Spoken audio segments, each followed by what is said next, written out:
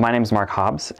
I got into gaming when I was in high school, and I played Dungeons and Dragons very often with my friends.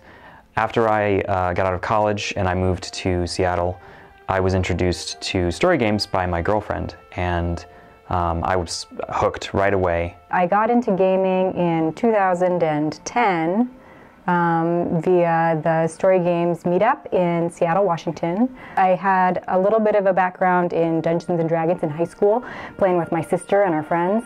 It's really fun to be able to create your own story from scratch, to be able to work collaboratively with other people.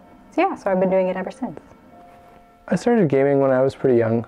I was mostly like the running around in the yard type of gaming. We had some gaming books that we mostly just like pulled superhero powers out of and just pretended we had those. Later on I like got to the table and like played some Advanced Dungeons and Dragons 2nd edition, and those are some good days for sure.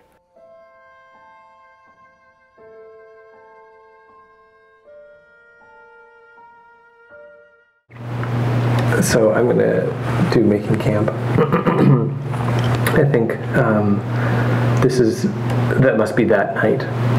The Magus has a tent that erected via some, like mechanism, like something that either has a copy in the menagerie or like never quite made it there, that it like just came up very quickly, and the Magus like went in there and like secreted himself away. River and Harp and Kabu are just sort of like left to their own devices in the evening, apparently. River is making this like huge batch of some sort of like chili, serves a little bit out of that for both Harp and Kabu, and then just like sets into it for themselves. How big is River? River is not like, sky tall, and nor even really tree tall, but let's say like 10 to 12 feet, like very tall when you, like on the human scale. They have just these massive, huge forearms. River, you've made too much food. Oh, that's a good one, says River with their mouth like sort of talking out of the side of their mouth. No, it'll take me a bit, but I'll get through this. You burn a lot of energy walking through these hills. Sure. And we're gonna hit the mountains soon, River indicates with the ladle as the sun is like sort of down behind them now, but there's still the glow in the sky. Exactly, and that is partially my point. We need to reserve some stock for the mountains. I don't think you'd like to eat everything before we get there. We're gonna go through Barleytown, though. We can get more stuff there. Yeah. I wouldn't count on the hospitality of the Barley Lord. What? I thought the Barley Lord and the Magus went way back or something. And Kabu is thinking about the history lesson that she got today, and she kind of gives you this sort of 9 years is a long time for the Magus, I suppose. Not all history is good history. And River shrugs that off, though that might not be wise. And says, well, once we get over the pass, there's all manner of, food growing and crawling through the Mistwood itself. We'll be eating very well over there. Is this a Mistwood recipe?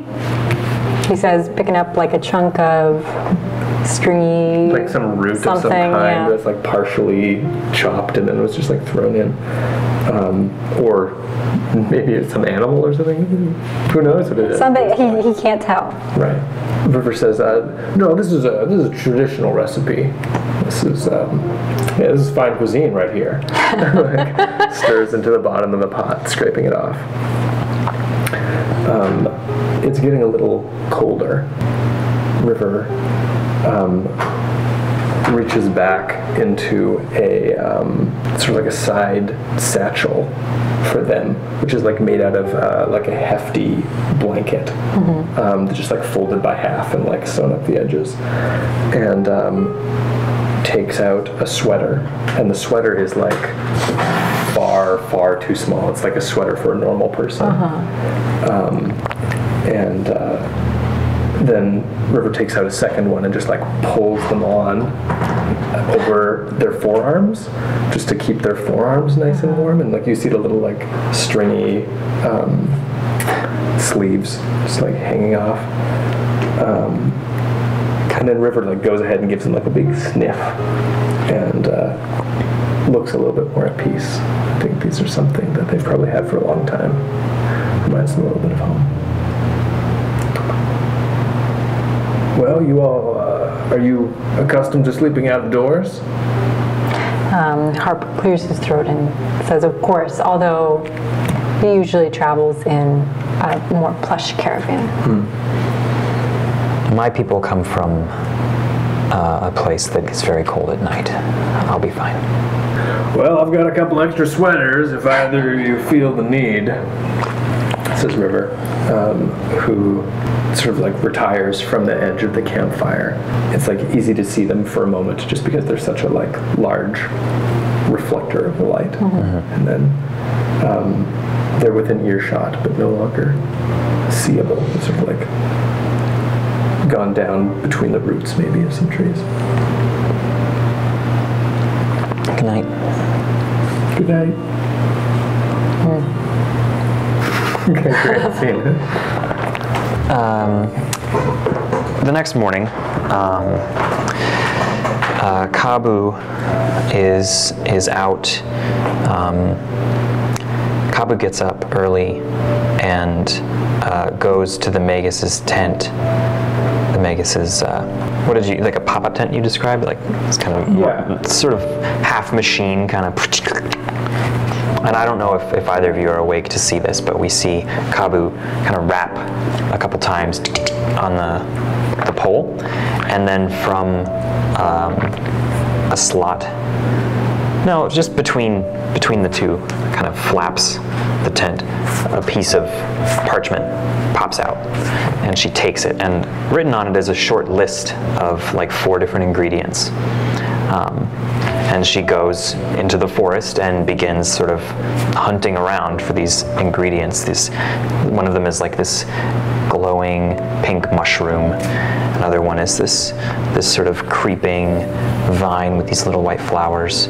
And the third one is this sort of forest rodent that she has to catch, and she spends all this time like chasing it around in kind of comical fashion. And there's a couple times where she like does like a little cantrip at it, like a spark or a flash comes out of her hand, but she like can't seem to get a hold of it until finally she manages to get it, and she just kills it and puts it in her bag. And then the last ingredient is a root, which she spends another half hour trying to find. Finally, she comes back and she's really tired and like kind of dirty from running around, and she knocks again, and the flaps kind of part a little bit, and she deposits the items, and then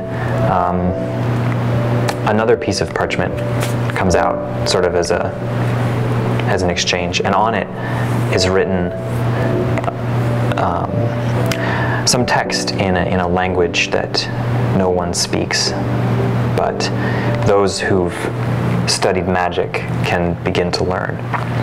And she goes and sits down and just starts reading it and mumbling it, trying to pronounce it over and over again. And eventually she adds it to a collection of many such scraps that she has in her bag. Cool. Yeah. Cool. And which will you choose? Yeah. Let's go to Barleytown. Take us on the trail.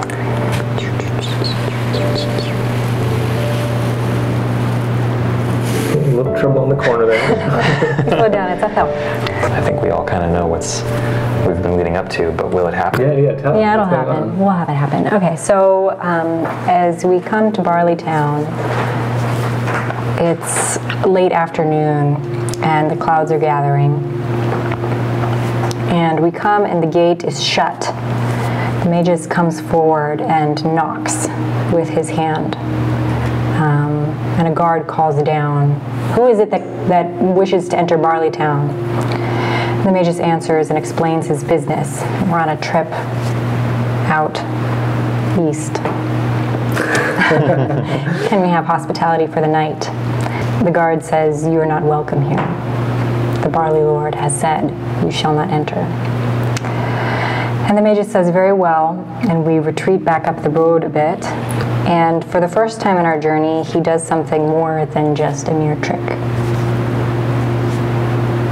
And in a puff of haze, we find ourselves in a back corner of Barleytown.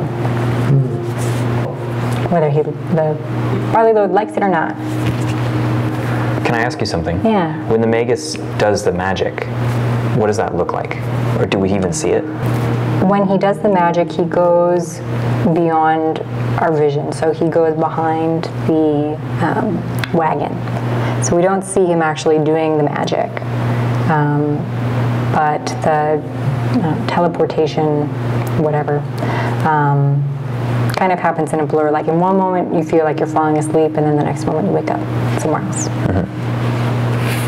After establishing the history of the relationship between Ravenhall and Barleytown in the Oak Hills, it was pretty clear that we weren't going to have an easy time getting in if we were coming from Ravenhall.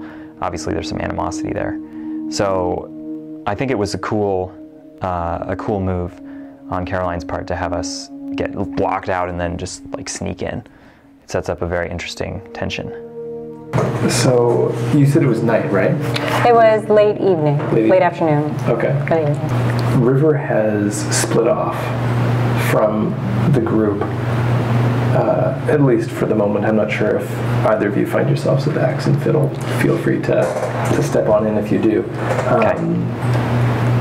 The axe and fiddle is a large building, and there's just like light and life spilling out of it. There's music, we can hear laughter, and kind laughter. This is not like some terrible place. It's very lovely. I think the lanterns inside are high, and so the light spills out of the windows onto the ground outside and sort of like dances. And River has a little bit of difficulty getting in, even though they are like double doors. They're double doors on the human scale rather than like Ravenhall's like huge grandiose things. But is immediately like cheers, and like we hear as like if the viewer were like still outside, we hear the like oh wow. And River's not an individual who's recognized, but just like the fact that like a giant has shown up is fun, and like okay great, let's have some drinks. And so I think they've moved the tables aside. There are numerous tables, and that there is someone leading a dance in the middle of the room. Like a line dance? More like a fantasy version of like a contra dance or a square dance, but like so like with a collar, less musically American and more just like a there's a collar. The music is just like really lively and really exciting, and River's just like taking it in and sort of like dancing a little bit on the side, but doesn't really know what to do. And then like someone like hauls him into it, and it's like a very, very awkward dance to try and like go back and forth. But everyone's just like really accommodating, and it's River's easily mistaken for a woman, and so they are handed that role in the dance, and they like at the end of it like sit down and use some of the coins, I guess, that they've got in their blanket to like buy a round of drinks. I was gonna say like a portrait, but I think it's not like a painting portrait. It's like a wood carving, like relief behind the bar. They're rough-hewn images, and like River's just sort of like looking over at that, and like all the people are like dancing sort of in between, and like as River's looking over at that, they sort of like understand that this is, you know, it's a bunch of people climbing a hill in their like merry drunkenness. They think, and they're like, oh, I recognize this. This is the story of how the giants bested the foxes. And so River strikes up a conversation with someone else there who you know, shares that they had always interpreted that as the story of when Barleytown defended Ravenhall, and that the two stories are actually very, very similar. And maybe that's just because it's a universal tale in some senses, and maybe that's because the giants sort of like confused things. And like, I think this is a story about us. It's unclear, but regardless, River has a real feeling of like acceptance and like of shared history with the people of Barleytown due to that. Cool. Yeah. Nice. River experienced a very welcoming environment at the Axe and Fiddle, and so I think it seemed more of like a class thing where it's like the people on top have a problem with each other, and like the people who like live and work in those places, I mean, they certainly didn't have a problem with a giant of Mistwood, though if River had, you know, like made clear that they were like traveling with the Magus of Ravenhall, then maybe it would have been a different story. So, in the evening, it's still that same evening. I think maybe we all kind of scatter, or anyway, Kabu scatters off, and Kabu's kind of exploring around the town, and she's never actually been inside Barleytown before. And so she's kind of looking around in this sort of confusion and wandering, and she finds herself near the outskirts of town where there's a really big hill, Swine Hill. And giant pig. It's just a big pig hill. No, and it's called Swine Hill, but there actually aren't any pigs here. And she's not really sure why it's called Swine Hill. But as she begins to trek up the hill, you can turn around and you can see the town kind of going out behind you from the hill. It sort of overlooks everything. And while she's there, she starts to get a feeling that there's some kind of magic here that wants to be found, that wants to be seen. And so she shuffles through all the different little scroll pieces that she has, and she finds one that you can see like the Magus's hand, and then there's a whole bunch of like little scribbled notes that she's written all around the outside in the common tongue that we are speaking. And so she's like kind of studying the various pieces that she's got until she finds this particular one, and she very carefully recites the piece on there with practiced elocution. And suddenly from around her feet, these little wisps of the same white smoke from the scrying pool kind of swirl up, and in front of her there's an image of a battle that was fought here long ago. And what she sees and what she recalls from Harp's explanation are very different. Harp's explanation, as she remembers it, was that the final fight between Ravenhall and Barleytown was almost a slaughter from Ravenhall having greatly bigger numbers and perhaps better equipment against the swineherds and such of Barleytown, but what she sees is a small encampment of Ravenhall soldiers and even some injured, some refugees being set upon by heavily armored knights of Barleytown. And the battle here at this hill was not a slaughter of Barleytown citizens, but quite the opposite. To the last man, woman, child, the Ravenhall citizens were killed here. And then the image kind of fades away after it plays itself out, and she just sort of thinks about it, and she thinks about how the scroll said one thing and the magic tells her something else, and she feels very conflicted about what to believe. And so she decides to go back where it's a little warmer and returns to town. See? Well, so I was talking about the history of the Oak Hills, and Kabu came across the history of Swine Hill, and if Kabu had been paying a little bit more attention to the book, she would have noticed that there were many different battles in the war.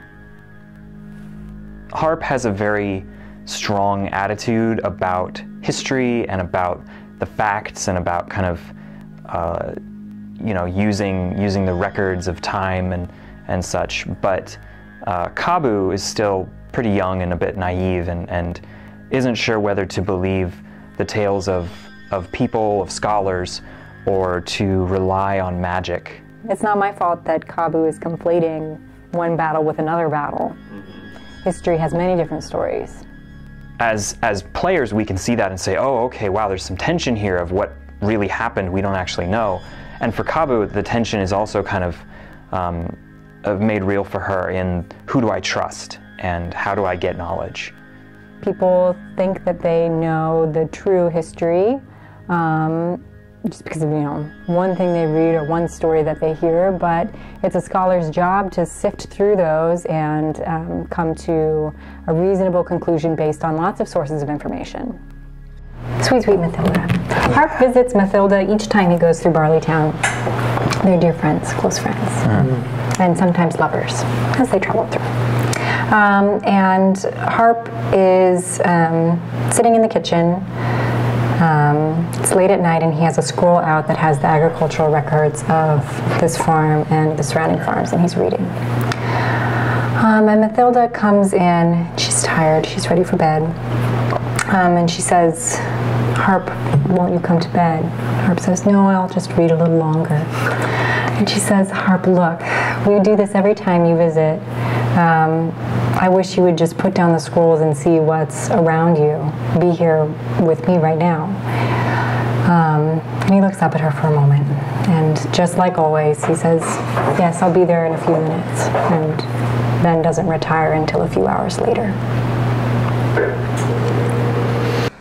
Well, Matilda and I go way back. I'd rather not talk about it. It's complicated. It's complicated. Is this like a common problem that you have? I'd rather not talk about it. Okay. But yes.